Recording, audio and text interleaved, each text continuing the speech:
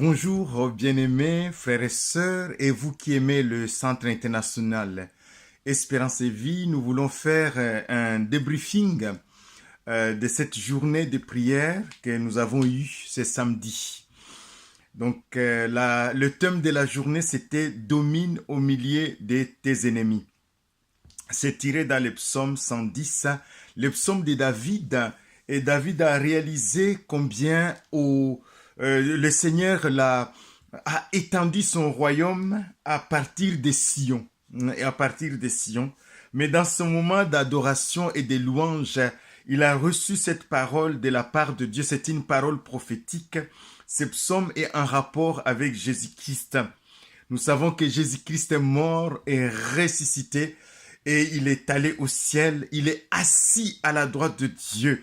Et Dieu lui a dit: viens, assis-toi à ma droite jusqu'à ce que je fasse de tes ennemis ton marchepied. Et dans 1 Corinthiens 15, elle nous dit que le dernier ennemi qui sera vaincu, c'est la mort. Mais en attendant, par son Église, Jésus-Christ qui est la tête de l'Église, au travers de l'Église, Jésus-Christ continue à étendre cette domination sur toute la terre jusqu'à son avènement. Donc nous avons eu cette grâce de partager cette parole. Nous avons vu que c'est par le Saint-Esprit que nous pouvons dominer nos ennemis. Et c'est par Jésus-Christ, par son nom. Son nom est puissant. Et son Saint-Esprit est avec nous. Nous travaillons avec lui. Et donc ça, c'était le message du matin et après-midi. Le pasteur Hippolyte, donc Nganga nous a exhorté et nous a parlé surtout des conditions à remplir pour dominer ses ennemis, parce que ses ennemis sont internes, ils sont aussi externes. Et les conditions à remplir, il nous a rappelé pour dominer ses ennemis. Nous devons nous réconcilier d'abord avec Dieu et avec les autres personnes, nos prochains. Nous devons aussi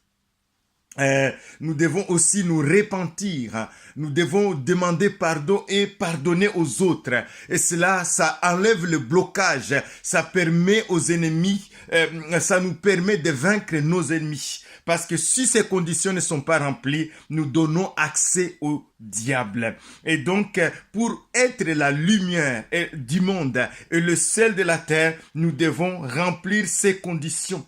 Et il nous a rappelé que Jésus-Christ, la Bible dit dans Luc 2, verset 52, que Jésus-Christ grandissait, croissait en sagesse et en grâce devant Dieu et devant les hommes, et que nous aussi, Dieu nous appelle à croître en grâce. La grâce qui est la faveur imméritée, la faveur de Dieu sur nous, devant Dieu et aussi devant les hommes. Et donc, pendant la prière, nous avons prié pour nos amis, nous avons prié pour l'église Sièvres et les amis des Sièvres, nous avons prié pour les églises dans ce pays, dans le monde entier. Nous avons prié pour les églises persécutées, nous avons prié pour nos familles, ceux qui ne connaissent pas le Seigneur et ceux qui le connaissent. Nous avons prié pour les voisins, nous avons prié pour nos nations, nous avons prié pour l'église persécutée, des chrétiens et des hommes et des femmes qui sont persécutés parce que tout simplement, ils sont chrétiens. Et donc, nous avons vraiment pris du temps dans la prière, dans l'adoration et dans la louange. Et les paroles qui revenaient tout le temps par rapport à nous qui étions là et à vous aussi qui nous écoutez, c'était surtout cette parole qui dit: venez à moi, vous tous qui êtes fatigués et chargés, et je vous donnerai du repos. Déchargez-vous sur moi, je suis doux et humble de cœur. Et élargir l'espace de ta tente. Et les paroles qui sortaient aussi, c'est que nous devons garder nos bouches. Les paroles qui sortent de nos bouches ont un pouvoir de donner la vie ou de donner la mort. Et donc, nous devons vraiment faire attention et surtout parler de la parole de Dieu. Méditer que le livre de la loi, dans Josué 1:8, que ce livre de la loi ne s'éloigne pas de ta bouche. Nous devons parler la parole de Dieu. Nous devons bénir et pas maudire. Nous devons nous exercer à méditer la parole de Dieu et à ce qui sort de nos bouches, que ce soit la parole de Dieu. Il nous a aussi donc des paroles comme toute arme forgée contre toi sera sans effet. Toute langue qui s'élève en jugement contre toi, tu la condamneras. Donc, c'est toutes ces choses-là qui nous permettent de dominer au milieu de nos ennemis. Bien-aimés, voici le résumé. C'est simple, il y a eu beaucoup de choses, il y a eu des témoignages. Voilà, donc en quelques mots, le résumé de la journée. Soyez bénis, mes bien-aimés, et à la prochaine, parce que nous comptons organiser d'autres journées de prière.